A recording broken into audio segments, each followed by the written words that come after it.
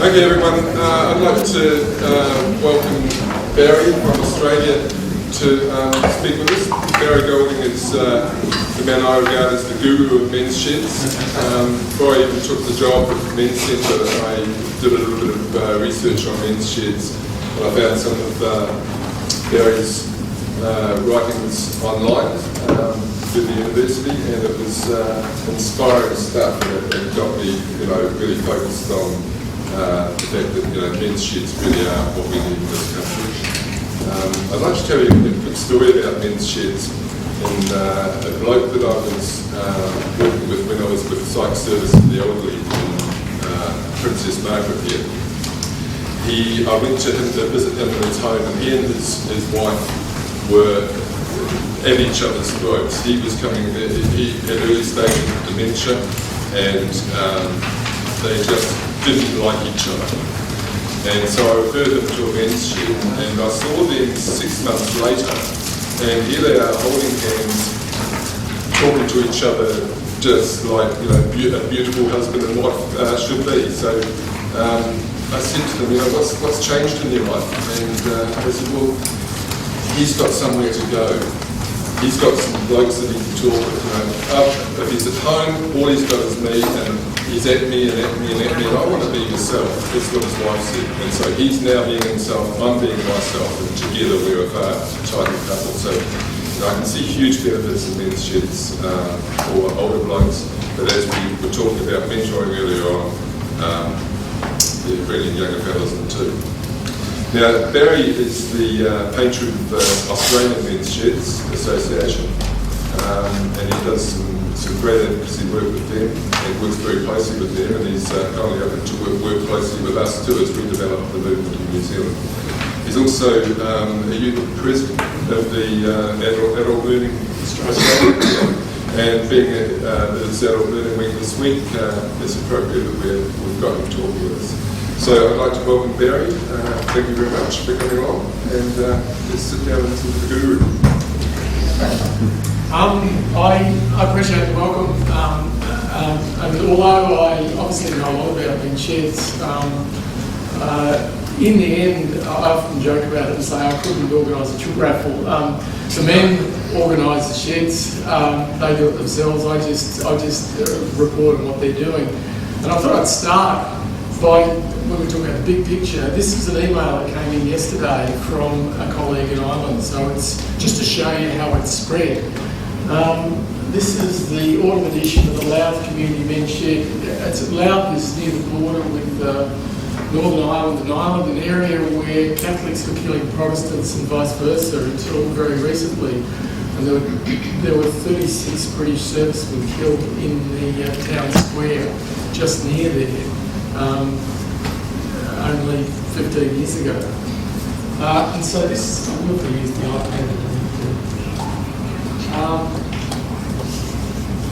So it just shows how it's spread so incredibly quickly. What I like about this particular, on the picture, this is David Elmers from the CEO of the Australian Men's Sheds Association. Eva Byrne is the lady in the island who's doing research into men's sheds, and I suggest if there's anybody here in the room who wants to collaborate with me and Eva, and I think it's timely to do I think there's enough sheds in New Zealand to do some research. You need the data from New Zealand, it's just sitting there for somebody to do. And Eva and I can share you the instruments and share you the method, and then we can do an international study, Ireland, New Zealand, Australia, why not? Very simple. It's just a matter of saying, yes, I'd like to do it, and it can be done. But I just love further down the newsletter where it says, in there, it's about men sharing their skills for the benefit of the whole community. There's no better therapy than human therapy. It's not about professionals. As to link with what Jeff was saying, it's about mentoring. And a little bit further down the newsletter, I like this little bit here where they say, it's not what the shed can do for you, it's what you can do for the shed. But I think in Australia we've got to that point, we've realised that if we actually say men's sheds are about men who are depressed and sick and stuff, men won't come. But if we say men's sheds are for all men, the men who are well will come and the men who are sick will come. And it'll all work. So I just think it's really important that although we acknowledge that men's sheds do some good stuff for men, it's important not to bring that to the fore. And this point was made when I facilitated the first Indigenous men's sheds forum in Parliament House in Canterbury just 3 weeks ago. And the Aboriginal men came and they said, we come to share and build on our strengths, not come from a position of weakness. And I think that's really important to get your head around. So at that stage, but I thought you'd be interested to see, just to show how far it's gone. I arrived in Ireland in 2008, much the same as I arrived in New Zealand in 2007. And I met a guy called Johnny Boy, who happens to be in the photo at the top of this. And in the couple of years since, this is Johnny Boy, I met him at Dublin Airport. He said, I've heard about these sheds, what are they? There's now 60 men's sheds in Ireland. That's how quickly it's moved. It's moving much faster than the academic process of it, which isn't necessarily a bad thing, but it's time we did some good work on it. So I'll just pull the plug on the iPad and go back to the PC, assuming that works. So what I'd like to do, and by the way, if you need copies of this, there is a copy on this desktop. I'm assuming someone will save it. And if anybody wants it, who should they get the copy of this presentation from? Someone's clear about that? You can contact the Men's Centre. Contact the Men's Centre, but my email address, I think, was on, I'm not sure. Yeah, what's there? It was there, but it's on there. Okay, but if anybody does need a copy and doesn't get a copy, just email it. There it is. There's my email address. So if you want to email me as a follow-up to this, just email me. So I was at the thing in Christchurch, and I'll send you whatever you want. I can send you a list of all the publications in this area if you want to. The first thing I'd like, before I go any further, can I just acknowledge the important work of Donald and the Men's Centre. Also acknowledge the important work that Martin is doing with Men's Sheds Association in New Zealand. I think it's a really important and difficult job leading a group of, because in the end men can be slightly feral and sheds can be a bit feral too, but you have to work with that feralness. Feral in a nice sense, because they're not like government, they can't be directed, as Martin will acknowledge. It's about bringing them together under one roof. And I like the work of Jeff and talking about the quality of relationships in fatherhood. And his last slide about there's a window of opportunity and it's never too late to start. And I think what a lot of men are doing in their sheds is actually mentoring each other. They're not necessarily father relationships. They're probably more brother relationships. Just relationships with other men. Make what in Australia we call mateship. It's about doing stuff together. And as you say, older men have much to teach boys and younger men about things that no longer exist in theirs. And I think sheds certainly can do that. So I really like your presentation. And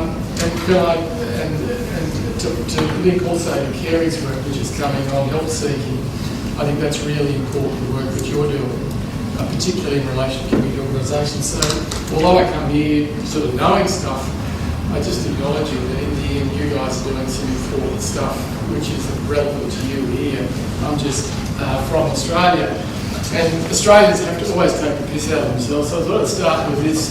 This is a quote from Jared Diamond's book called Guns, Germs and Steel. As he said, Australia is by far the driest, smallest, flattest, most infertile, climatically most unpredictable, and biologically most impoverished continent, and the last to be occupied by Europeans. But we did invent men's sheds. Partly because we've supported the most distinctive human societies and the least numerous population of any continent. It's just interesting to think about this stuff.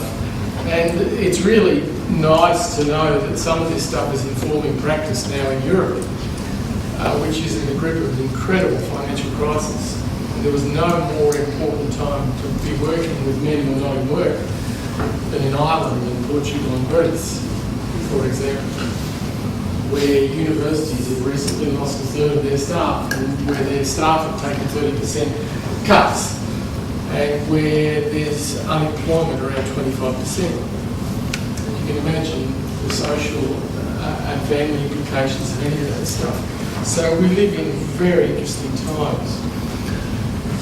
Community sheds didn't come out of nowhere, and my apologies for people who've seen me present before. Who's seen me present before?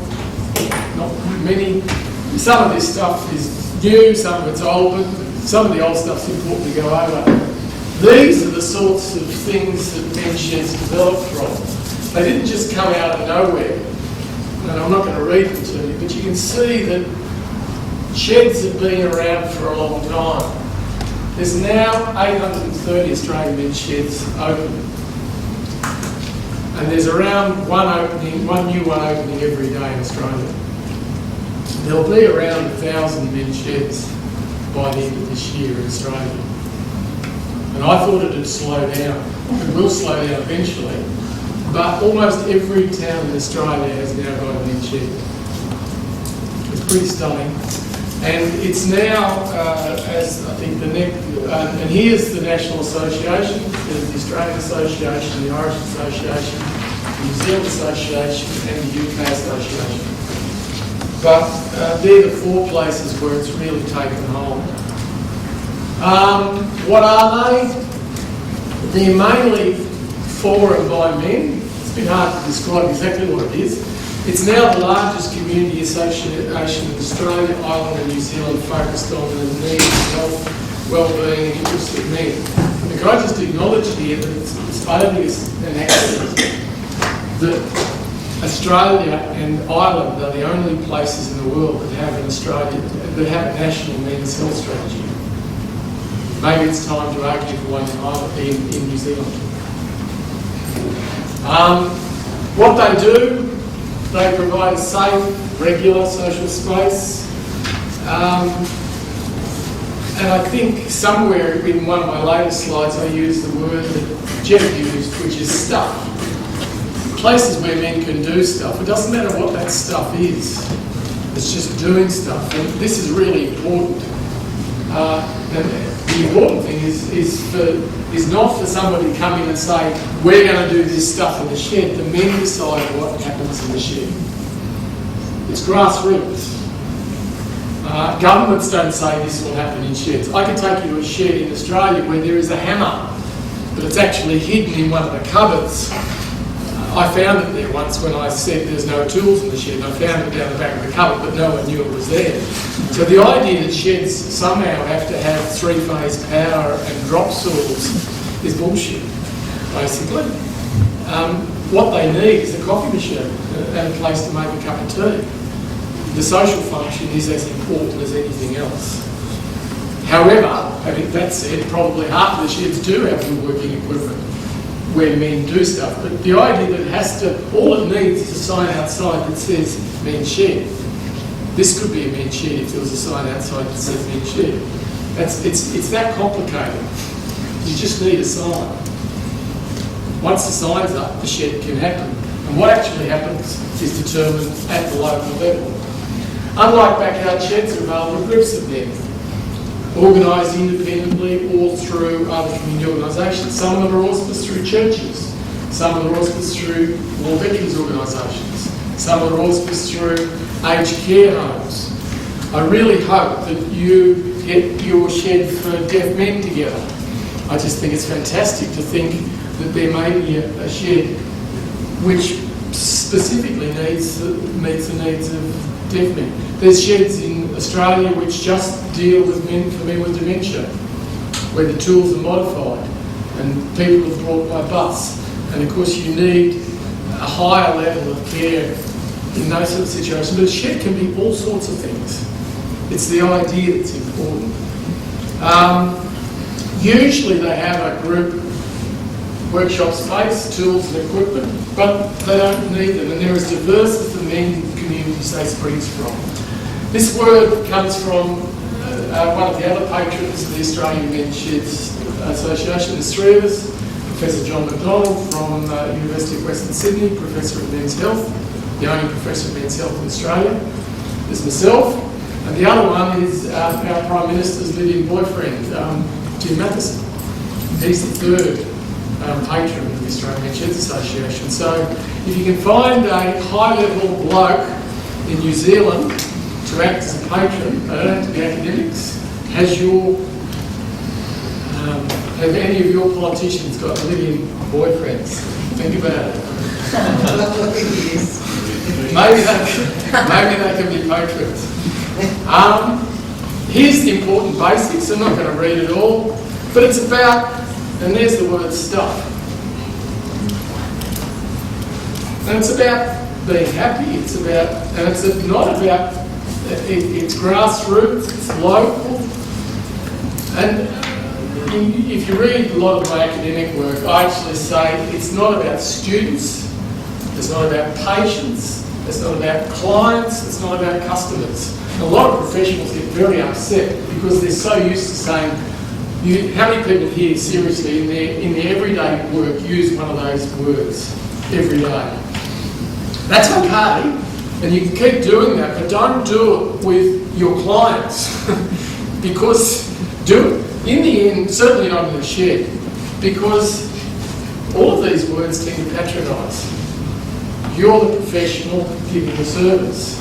You're there to help people, and I know you are, and I know you're doing it, but you have to find ways of empowering people in the way that, in particular in relation to men, they're not seen as having a deficit or being seen as a problem.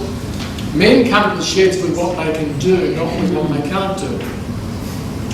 Every man brings something to the shed, even if it's only his experience of depression, or his suicidal thoughts, or his health problems.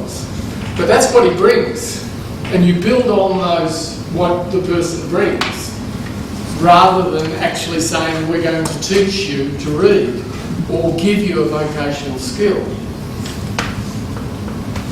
They have to be inclusive and welcoming of all men. And interestingly, by not naming the shed activity, provides the freedom to do and talk about other stuff, including health. But if health was programmed, it wouldn't work. If it's called a men's health centre, men won't come. If it's called a men's learning centre, men won't come. But if it's called the Railton Men's Shed, men will come, because it doesn't define the activity. People know they're welcome in the shed, they know they're welcome in the shed, but if you name the activity, you'll stuff it up. It's as simple as that. And finally, the outcomes are typically diverse and powerful. We know this from the research. So we just know they work. Now, this slide basically, and again I'm not going to go through it, but each of you here, well, there'll be health workers in the room, there'll be gender academics, there'll be educators, there'll be psychologists.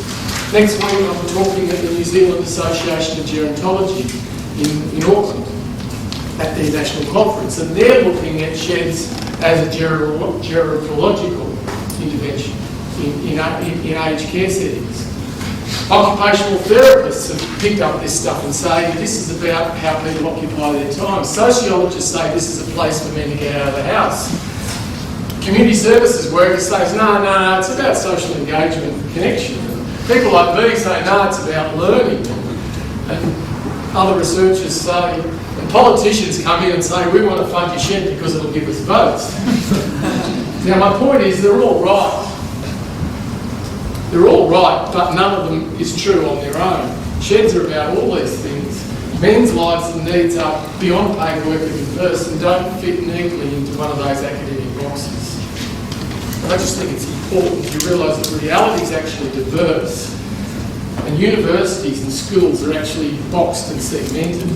Men bring all of the things they bring, some of which will have to do with this stuff. But in the end, You can be an expert in any of these fields as long as you acknowledge that sheds will be about more than one thing. They work for those reasons. Governments like them because they attract men who are otherwise missing, who won't access services that patronise them. Governments and professionals like them because they provide places to embed programs. Also because they meet diverse men's needs at a local level. Can I just say, I was absolutely delighted last night to see this leaflet, which is basically inviting men to become part of it, rather than saying, we've got a shed, we're going to do something for you. The leaflet's actually saying, opening before Christmas 2012, seeking keen blokes to get involved. So it's actually saying, it's not we're going to do it for you, it's saying if you want a shed, mate, you have to do it yourself. So if you're from Hornby, you have to actually get out and be part of it.